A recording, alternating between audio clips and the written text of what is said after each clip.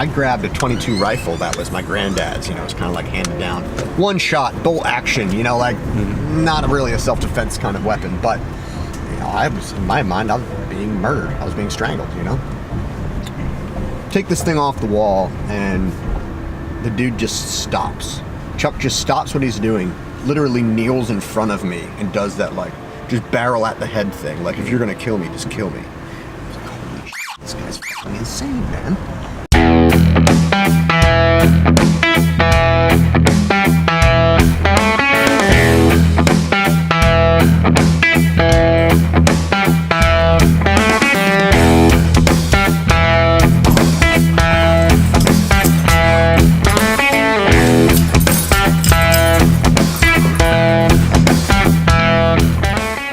So, in Texas, this is currently my last day in Texas. It's been a wonderful few days, been able to relax a little bit, try and get over this cold that I've been suffering with as well. Apologies if you're wondering where the vlog is. This is actually a day later. There should have been a vlog yesterday, but I was caught pretty much indoors because it was storms and rain all day. There was nothing really interesting to film, or nothing really interesting to talk about. However, I have been working out where I'm going next and the next plan of action and the things I want to be doing. I put out a little poll on Facebook asking for your help because I wasn't able to decide what I should do, whether I should get some transport like a train or a bus or a flight or something out of Texas and figure out where to go from there, or try and hitchhike and risk it and maybe diminish the time that I've got left. A few of you have given your suggestions and I went with the majority so far. There's only a couple of hours left on that. 39 of you want me to just travel on and meet new people, and 7 of you said hitchhike and risk it and see how I do for time. Going with the majority of you guys for now for that.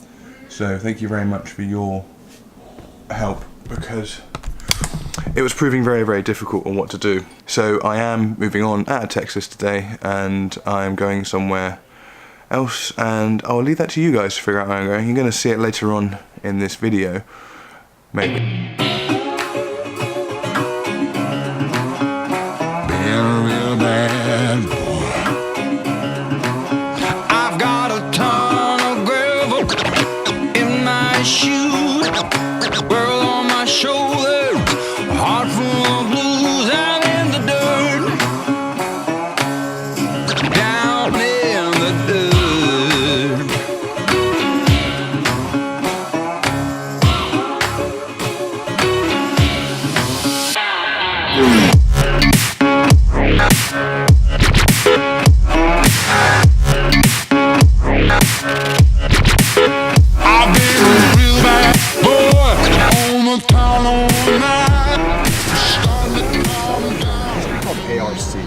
Austin Regional something outreach, I thought.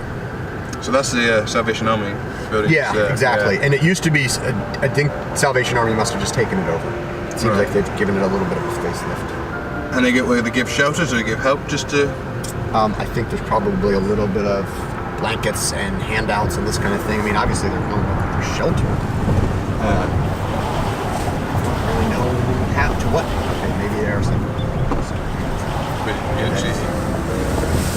But yeah, so that didn't used to be tents. Just. I am completely broken. Hey, stop taking pictures, homeboy, you thick ass.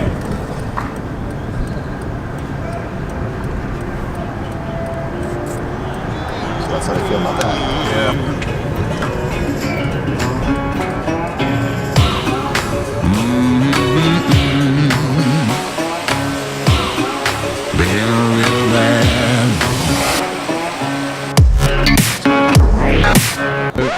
What's the story behind this tower?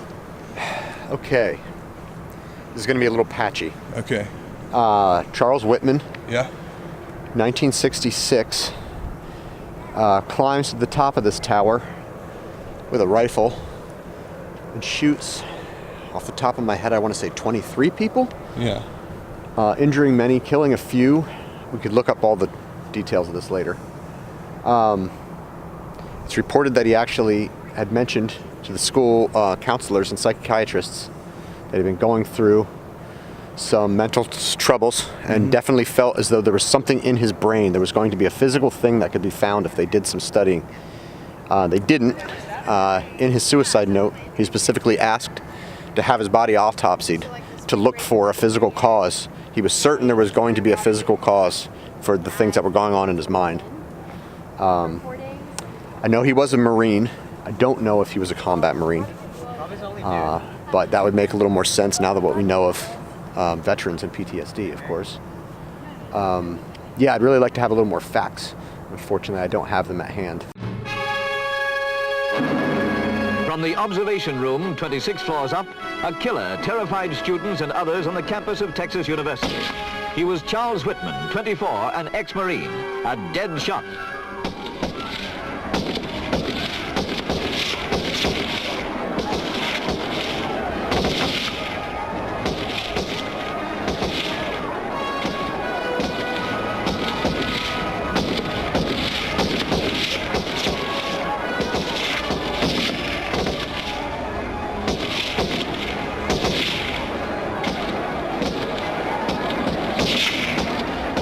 For an hour and a half, beginning just before noon, the sniper waged his private war against mankind.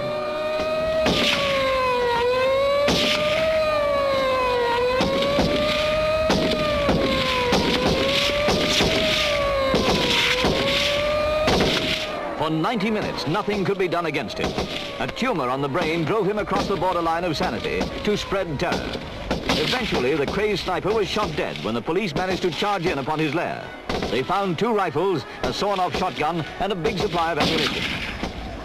Rescuers braved the peril of the campus to carry the wounded to safety. Nearly 40 people were wounded. The total of killed was 14.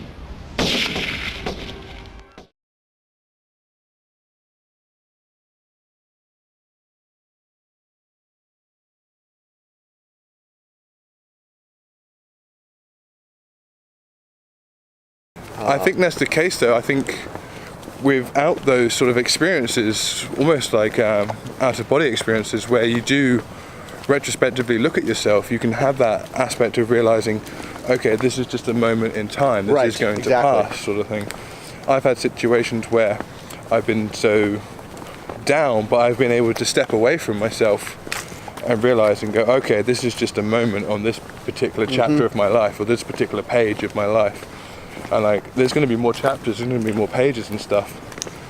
But when you're in that place and you're really struggling and you're not realizing, like, okay, this is it, this is where I'm stuck in right now, it's just this, there's nothing else. That's where it becomes difficult. You need to take that moment just to realize, in a sense, that the page is going to turn, as it were.